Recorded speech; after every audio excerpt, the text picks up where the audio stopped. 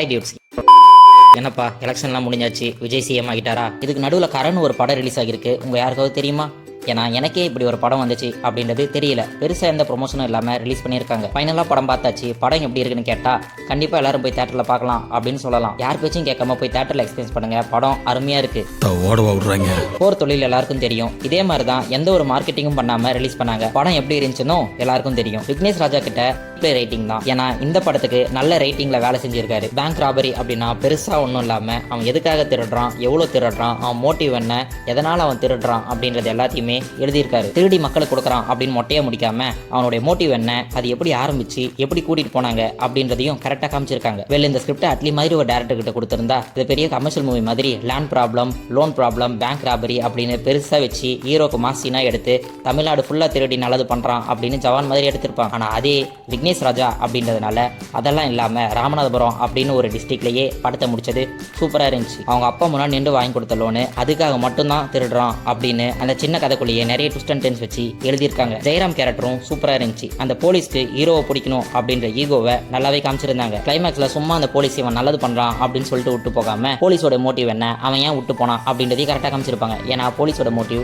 அவனுக்கு நியூஸ் பேப்பர்ல அவனோட போட்டோ வரணும், ப்ரொமோஷனோட ரிட்டைர்மெண்ட் வாங்கணும் அப்படின்ற மோட்டிவ் தான். அதனால இவனை பிடிச்சி ஜெயிலில் போட்டா நியூஸ் பேப்பர்ல இவனை தான் ஹீரோவா காட்டுவாங்க அப்படின்னு சொல்லிட்டு ஹீரோ விட்டு போனதும் சூப்பராகவே இருந்துச்சு. தனுஷ் வர்ணஸ் காம்போலாம் பொல்லாதவனுக்கு அடுத்து இந்த படத்தில் பார்க்கறதுக்கு சூப்பராகவே இருந்துச்சு. படத்துக்கு பெரிய ப்ளஸ் பாயிண்ட் என்னன்னு கேட்டால் பீரியடிக் ஃபிலிம் அப்படின்னு எடுத்தது தான். ஏன்னா அதனால தான் கேமரா, மொபைல், கண்டினியூட்டி அப்படின்னு எந்த ஒரு லாஜிக்கல் கொஸ்டினும் இல்லாமல் அருமையாக இருந்துச்சு அப்படின்னு சொல்லலாம். இந்த டெக்னிக்கை தான் லக்கி பாஸ்கர்லையும் யூஸ் பண்ணியிருப்பாங்க. மைனஸ் பாயிண்ட் என்னன்னு கேட்டால் அப்பா சென்டிமெண்ட் சீன்ஸை மட்டும் கொஞ்சம் குறைச்சிருக்கலாம் அப்படின்னு தோணுச்சு. ஏன்னா லைட்டாக இட்லி கடையோட இம்பாக்ட் அந்த மாதிரி இருந்துச்சு. மமிதாக்கு பெரிய ஸ்கிரீன் பிரசன்ஸ் இல்லைனாலும் மமிதாவை இந்த மாதிரி ஒரு கேரக்டர் பார்க்கறதுக்கே புதுசாகவும் நல்லாவும் இருந்துச்சு அப்படின்னு சொல்லலாம். ஓவராலாக படம் 100% நம்பி போய் தேட்டரில் பார்க்கலாம். தனுஷ் மாதிரி ஒரு ஆக்டர் இந்த மாதிரி ஸ்கிரிப்டை சூஸ் பண்ணி நடிக்கிறது நல்லா இருக்கு. ஈஸியாக கலெக்ஷன் பண்ணணும், ரெக்கார்ட் வைக்கணும்னு இல்லாமல் இந்த மாதிரி ஆக்டிங் வைஸில் பர்ஃபார்ம் பண்ணணும் அப்படின்னு தலைவன் சூஸ் பண்ணுற ஸ்கிரிப்ட் எல்லாமே பயங்கரமாக தான் இருக்குது. ராயன், இட்லி கடை, நிலவு கென்மையில நடிப்போமோ இது மூணையும் டைரக்ட் பண்ணாமல் இந்த மாதிரி ஸ்கிரிப்டை சூஸ் பண்ணி நடிச்சிருந்தா பரவாயில்ல. குபேரா ஒரு நல்ல படம் தான். இந்த குபேரா ஸ்கிரிப்டும் நல்லா இருக்கும், ஆக்டிங் வைஸ்லையும் சூப்பராக பண்ணியிருப்பாரு. ஆனால் படம் தெலுங்குல கலெக்ஷன் பண்ண அளவுக்கு தமிழில் பண்ணல.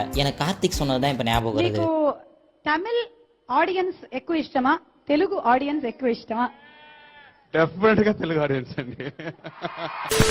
இந்த படமும் நல்லா தான் இருக்கு. போய் தியேட்டர்ல எக்ஸ்பீரியன்ஸ் பண்ணி பாருங்க. ஒரு சீனுக்கும் கூஸ் பம்ஸாவும் ட்விஸ்டாவும் நல்லா இருக்கும். இந்த மாதிரி படம்லாம் வரது இப்ப தமிழ்ல ரொம்ப கம்மியாயிடுச்சு. ஸோ எல்லாரும் போய் தியேட்டர்ல எக்ஸ்பீரியன்ஸ் பண்ணி பாருங்க. இந்த படத்தை ஆவரேஜ் ஒன் டைம் வாட்சபிள் அப்படின்னு சொல்றவங்களாம் யூத் மாதிரி கூஃபியான ரீல்ஸ் மூவி பார்க்கறவனா இருப்பான். இல்லனா இதே படம் மலையாளத்தில் வந்திருந்தா சூப்பரா இருந்துச்சு, பயங்கரமா இருந்துச்சு, செம்மையா இருந்துச்சு அப்படின்னு சிம்படிக்கிறவனா இருப்பான். ஸோ எவன் பேச்சையும் கேட்காம போய் படத்தை தியேட்டர்ல எக்ஸ்பீரியன்ஸ் பண்ணி பாருங்க. நல்ல படம், மிஸ் பண்ணிடாதீங்க. நம்ம சேனலை நீங்க சப்ஸ்கிரைப் பண்ணாமீங்கன்னா சப்ஸ்கிரைப் பண்ணிட்டு பக்கத்துக்கு பெல் ஐகானை ஆன்ல போட்டுங்க. பாய். நான் ஓடியா சேனல் வச்சிருந்தேன், அழகா வீடியோ போட்டேன், ஒண்ணு விளங்கல,